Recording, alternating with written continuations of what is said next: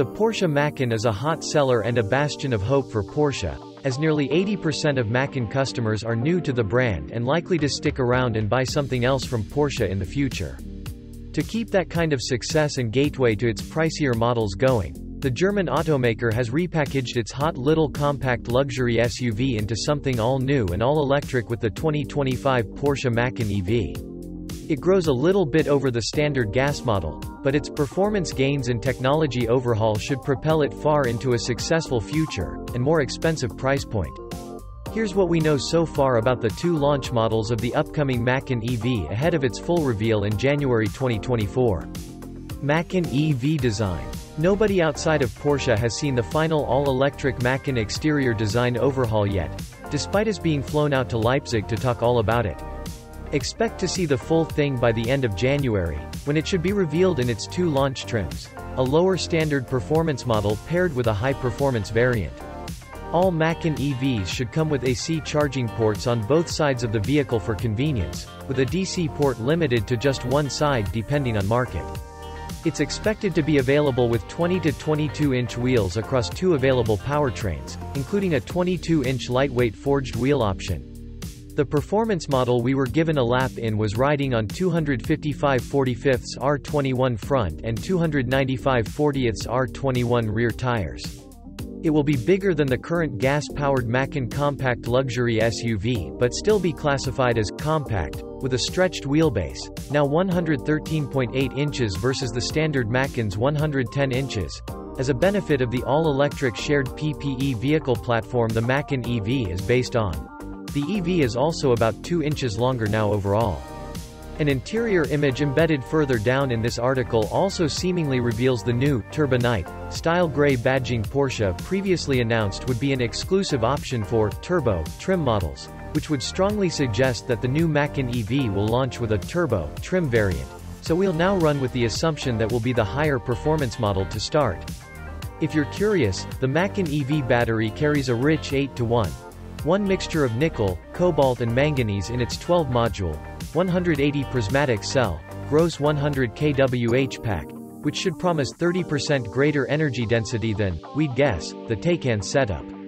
Also, the rear axle pulse inverter now gets silicon carbide for reduction in switching losses, with just silicon still in the front setup.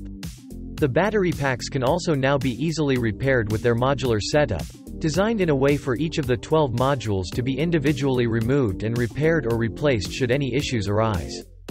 Macan EV power and range specs. For now, Porsche has only confirmed what's likely to be the more powerful of the two launch Macan trims. It's good for 603 horsepower and 733 pound-feet of torque from two updated permanently excited synchronous motor (PSM) units, one linked to the front and one linked to the rear wheels, offering all-wheel drive and torque vectoring and powered through a two-stage single-speed transmission. That available 100 kWh battery pack is said to be good for an estimated 500 kilometers, or roughly 310 miles of range on a full charge, though that's not an EPA figure yet, and likely only reflects the standard performance launch model. That standard performance all-wheel drive trim is expected to be available at launch with less horsepower and torque for a lower starting price we estimate will fall at around $80,000. We'll have to wait for specific power specs, but we anticipate it will target the current gas-powered Macan GTS performance with more than 400 horsepower to slot under the higher performance launch trim. In the future, it's possible that Porsche plans to offer an even lower entry-level EV trim which could come with rear-wheel drive, as well as an even higher performance model further down the line after launch. Macan EV charging, chassis and suspension setup. The new Macan EV rides on the PPE chassis architecture shared with Audi. Porsche claims it will be able to manufacture pure electric Macans alongside gas models and other model line production at its Leipzig, Germany factory.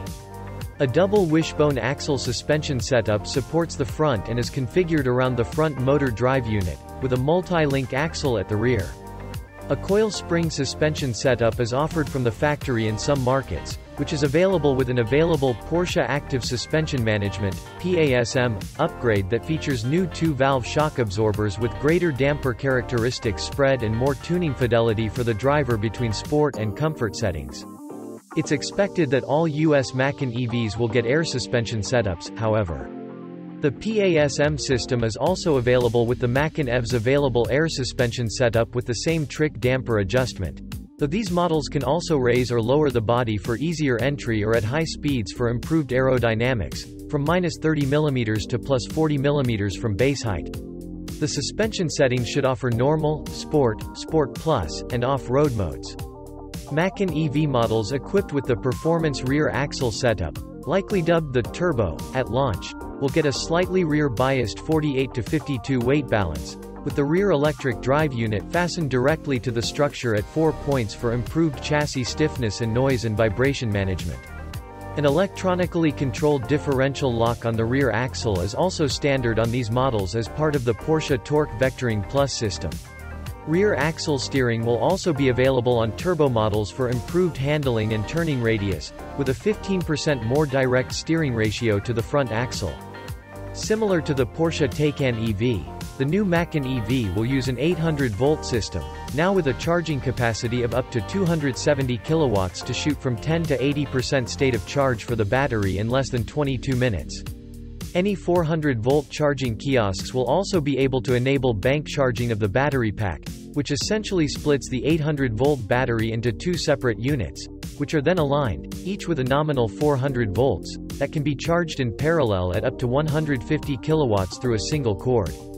A new so-called integrated power box, IPB, joins the separate onboard 11 kilowatt AC charger, the 6 kW high voltage heater, and the DC-DC converter components into a single lighter unit that shaves off more than 6 pounds of weight.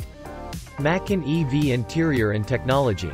Inside the new Macan EV is a bevy of standard and optional screens, with all cars getting a 10.9-inch center dashboard touchscreen paired with a 12.6-inch driver display. You can also option up to an augmented reality head-up display unit, apparently equivalent up to an 87-inch display ahead of the driver, and passengers can enjoy an optional 10.9-inch passenger side screen that is shielded from view for the driver while moving. A new standard informational ambient lighting setup changes the pattern based on whatever the vehicle is doing, with a welcome greeting, charging status indicators, special launch control lighting mode, and more, in various blue, red, and green hues. The Porsche voice assistant has also been updated for more natural question and answering, as well as quicker response times, and can recognize whether the driver or passenger is asking the question based on location of sound in the car. The new Macan EV runs on an Android-based infotainment system shared with the likes of the new Porsche Panamera we recently covered.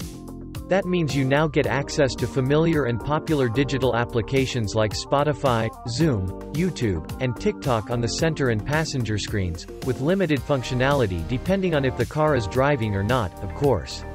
The car's navigation app has been heavily overhauled for improved route planning that incorporates charging stops, with preferences available for select charging service providers and with live charger availability updates. Android Auto and Apple CarPlay. Porsche says 85% of its customers use Apple iPhones, are also better integrated now, with the non-Porsche map applications now porting to the driver's instrument cluster for improved visibility.